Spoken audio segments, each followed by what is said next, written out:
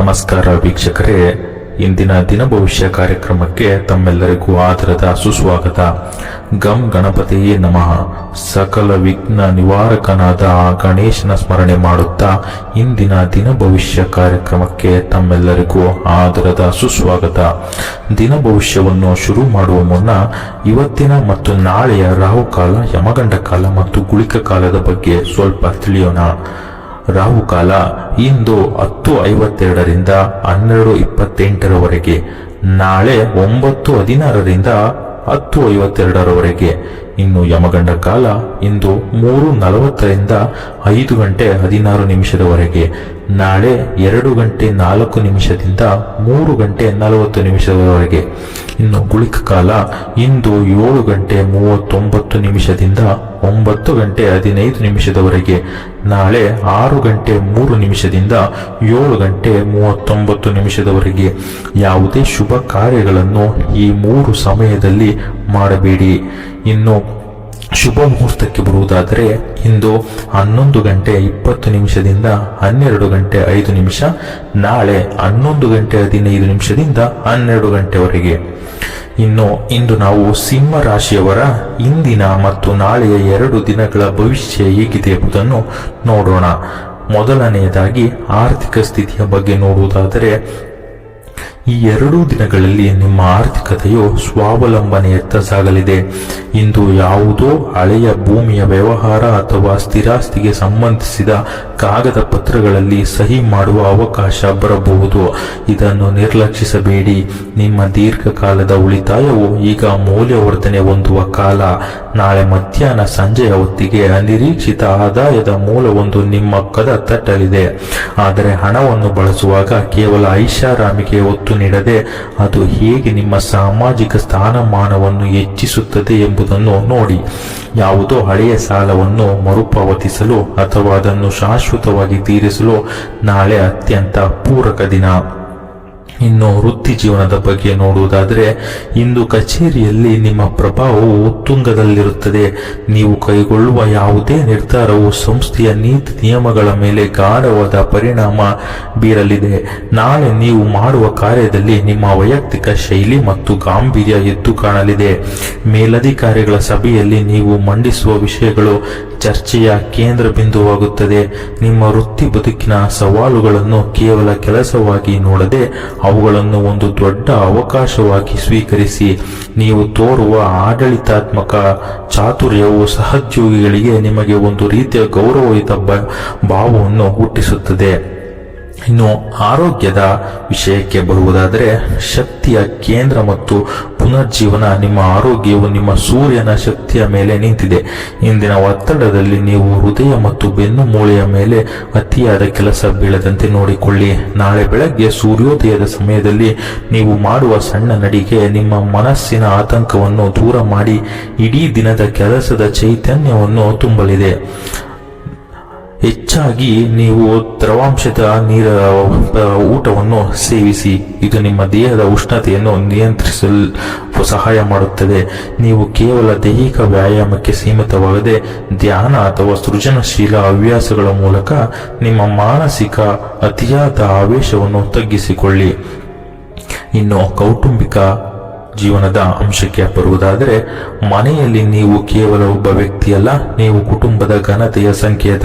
ಇಂದು ಮನೆಯ ಹಿರಿಯರೊಂದಿಗೆ ಕುಳಿತು ಕುಟುಂಬದ ಭವಿಷ್ಯದ ಯೋಜನೆಗಳ ಬಗ್ಗೆ ಚರ್ಚಿಸಿ. ಅವರ ಆಶೀರ್ವಾದ ನಿಮ್ಮ ದೊಡ್ಡ ಬಲ. ನಾಳೆ ಮನೆಯಲ್ಲಿ ನಡೆಯುವ ಸಣ್ಣ ಕಾರ್ಯಕ್ರಮವೊಂದು ನಿಮ್ಮ ನಾಯಕತ್ವವನ್ನು ಬೇಡುತ್ತದೆ. ಕುಟುಂಬದ ಸದಸ್ಯರ ನಡುವಿನ ಸಣ್ಣ ಭಿನ್ನಾಭಿಪ್ರಾಯಗಳನ್ನು ನಿಮ್ಮ ತಾರ್ಕಿಕ ಮಾತುಗಳ ಮೂಲಕ ಇಂದು ಬಗೆಹರಿಸಿ. ನಿಮ್ಮ ಕುಟುಂಬದ ಘನತೆಗಾಗಿ ನೀವು ಕೈಗೊಳ್ಳುವ ಯಾವುದೇ ಸಣ್ಣ ತ್ಯಾಗವು ಮುಂದೆ ನಿಮಗೆ ದೊಡ್ಡ ಗೌರವವನ್ನು ತಂದುಕೊಡುತ್ತದೆ. ಇನ್ನು ಪ್ರೀತಿ ಮತ್ತು ವೈವಾಹಿಕ ಜೀವನ ಸಂಬಂಧಗಳ ಸಾರ್ವಭೌಮತ್ವದ ಬಗ್ಗೆ ನೋಡುವುದಾದರೆ, ಪ್ರೀತಿಯಲ್ಲಿ ನೀವು ನೀಡುವ ಸ್ವಾತಂತ್ರ್ಯವೇ ನಿಮ್ಮ ಬಾಂಧವ್ಯದ ಅತಿ ದೊಡ್ಡ ಬಲ. ಸಂಗಾತಿಯೊಂದಿಗೆ ಇಂದು ನೀವು ನಡೆಸುವ ಮಾತುಕತೆಗಳು ಸಂಬಂಧದಲ್ಲಿನ ಹಳೆಯ ಅಸಮಾಧಾನವನ್ನು ತೊಳೆದು ಹಾಕಲಿವೆ. ನಾಳೆ ಸಂಜೆಯ ಹೊತ್ತಿಗೆ ನೀವು ಅವರಿಗೆ ಮಾಡುವ ಸಣ್ಣದೊಂದು ಸಹಾಯ ಅಥವಾ ತೋರಿಸುವ ಕಾಳಜಿ ಅವರ ಮನಸ್ಸಿನಲ್ಲಿ ನಿಮ್ಮ ಬಗ್ಗೆ ಇರುವ ಗೌರವವನ್ನು ದ್ವಿಗುಣಗೊಳಿಸುತ್ತದೆ. ಪ್ರೀತಿಯಲ್ಲಿ ಅತಿಯಾದ ಅಹಂಕಾರ ಬೇಡ. ಬದಲಿಗೆ ಪರಸ್ಪರ ವ್ಯಕ್ತಿತ್ವಕ್ಕೆ ಮನ್ನಣೆ ನೀಡಿ. ನೀವು ಸಂಗಾತಿಗಾಗಿ ನೀಡುವ ಪ್ರತಿಯೊಂದು ಬೆಂಬಲವು ದಾಂಪತ್ಯವನ್ನು ಶಾಶ್ವತಗೊಳಿಸುತ್ತದೆ. ಶಿಕ್ಷಣ ಮತ್ತು ಕಲಿಕೆಯ ವಿಚಾರಕ್ಕೆ ಬರುವುದಾದರೆ, ವಿದ್ಯಾರ್ಥಿಗಳಿಗೆ ಇಂದು ಕಷ್ಟಕರವಾದ ವಿಷಯಗಳನ್ನು ಆಳವಾಗಿ ಅರ್ಥ ಮಾಡಿಕೊಳ್ಳಲು ಸುವರ್ಣಾವಕಾಶ. ನೀವು ಕಲಿಯುವ ಕಲೆ ಅಥವಾ ತಾಂತ್ರಿಕ ವಿದ್ಯೆ ನಿಮ್ಮ ವೃತ್ತಿ ಜೀವನದ ದಾರಿಯನ್ನು ಬೆಳಗಲಿದೆ. ನಾಳೆ ನೀವು ಪಾಲ್ಗೊಳ್ಳುವ ಚರ್ಚಾ ಸ್ಪರ್ಧೆ ಅಥವಾ ಪರೀಕ್ಷೆಯು ನಿಮ್ಮ ಬೌದ್ಧಿಕ ಅಹಂ ಅನ್ನು ತಣಿಸುತ್ತದೆ. ಸಮಾಜದಲ್ಲಿನ ಪ್ರಸ್ತುತ ವ್ಯವಸ್ಥೆಯನ್ನು ಹೀಗೆ ಸುಧಾರಿಸಬಹುದು ಎಂಬ ದೃಷ್ಟಿಕೋನದಿಂದ ಓದಿದರೆ ನೀವು ಬೇರೆಯವರಿಗಿಂತ ಹೆಚ್ಚು ಅಂಕಗಳನ್ನು ಅಥವಾ ಜ್ಞಾನಗಳನ್ನು ಗಳಿಸಲು ಸಾಧ್ಯವಾಗುತ್ತದೆ. ನಿಮ್ಮ ಬುದ್ಧಿವಂತಿಕೆ ನಿಮ್ಮನ್ನು ಶಿಕ್ಷಣ ವಲಯದಲ್ಲಿ ಗುರುತಿಸುವಂತೆ ಮಾಡುತ್ತದೆ.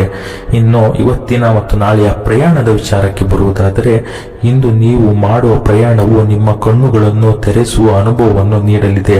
ನಾಳೆ ನೀವು ಹೋಗುವ ಸ್ಥಳದಲ್ಲಿ ಭೇಟಿಯಾಗುವ ವ್ಯಕ್ತಿಗಳು ನಿಮ್ಮ ಭವಿಷ್ಯದ ಯೋಜನೆಗಳಿಗೆ ದೊಡ್ಡ ಬೆಂಬಲ ನೀಡಲಿದ್ದಾರೆ.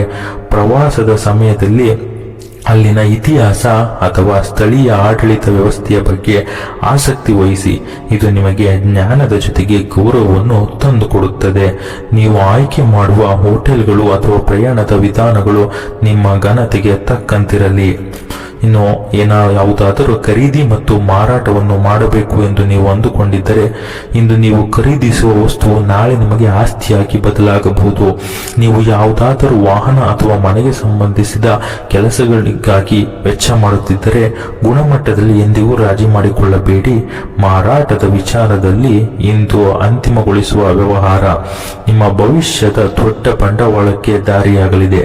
ನೀವು ಯಾವುದೇ ಆರ್ಥಿಕ ಒಪ್ಪಂದಕ್ಕೆ ಸಹಿ ಹಾಕುವ ಮುನ್ನ ಅದರ ದೂರಗಾಮಿ ಪರಿಣಾಮಗಳನ್ನು ಪರಿಶೀಲಿಸಿ. ಸಮಾಜದಲ್ಲಿನ ವರ್ಚಸ್ಸಿನ ಬಗ್ಗೆ ನೋಡುವುದಾದರೆ, ಇಂದು ನಿಮ್ಮ ಸಾಮಾಜಿಕ ಕಾರ್ಯಗಳಲ್ಲಿ ನಿಮ್ಮ ಸಕ್ರಿಯ ಪಾಲ್ಗೊಳ್ಳುವಿಕೆ ಜನರಲ್ಲಿ ಆಶ್ಚರ್ಯ ಮೂಡಿಸಲಿದೆ. ನಾಳೆ ನೀವು ಸಾರ್ವಜನಿಕ ವೇದಿಕೆಯಲ್ಲಿ ಅಥವಾ ಯಾವುದಾದರೂ ಸಮಿತಿಯಲ್ಲಿ ಮಾಡುವ ಭಾಷಣ ಸಮಾಜದ ಮುಖಂಡದ ಮೆಚ್ಚುಗೆಗೆ ಪಾತ್ರವಾಗಲಿದೆ.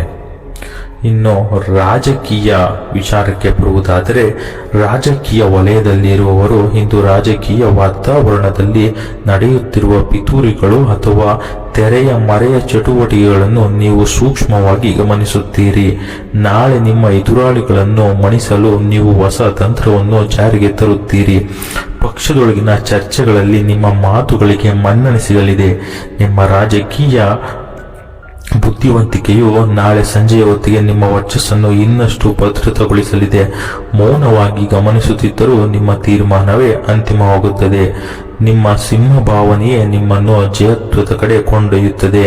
ಈ ದಿನಗಳನ್ನು ನೀವು ಹೇಗೆ ಬಳಸಿಕೊಳ್ಳುತ್ತೀರೋ ಹಾಗೆಯೇ ನಿಮ್ಮ ಭವಿಷ್ಯ ರೂಪುಗೊಳ್ಳುತ್ತದೆ. ಇನ್ನು ಪರಿಹಾರದ ವಿಚಾರಕ್ಕೆ ಬರುವುದಾದರೆ, ಇಂದು ಸಿಂಹರಾಶಿಯವರು ಮನೆಯಿಂದ ಹೊರಡುವಾಗ 4 ಅಕ್ಕಿ ಕಾಳುಗಳನ್ನು ನಿಮ್ಮ ಬಲಭಾಗದ ಕಿಸೆಯಲ್ಲಿ ಜೇಬಿನಲ್ಲಿ ಇಟ್ಟುಕೊಂಡು ಹೊರಟರೆ ಅದು ನಿಮ್ಮ ಇಡೀ ದಿನವನ್ನು ಒಂದು ರೀತಿ ಸಕಾರಾತ್ಮಕ ಭಾವನೆಗೆ ತಿರುಗಿಸುತ್ತದೆ. ಮತ್ತು ಇವತ್ತಿನ ನಿಮ್ಮ ಶುಭ ಸಂಖ್ಯೆ 2 ಮತ್ತು 6. ಶುಭ ಬಣ್ಣ ತಿಳಿ ನೀಲಿ. ಇದೇ ರೀತಿ ಹೆಚ್ಚು ವಿಡಿಯೋಸ್ಗಳಿಗಾಗಿ ನಮ್ಮ ಚಾನಲ್ ಅನ್ನು ಸಬ್ಸ್ಕ್ರೈಬ್ ಆಗಿ.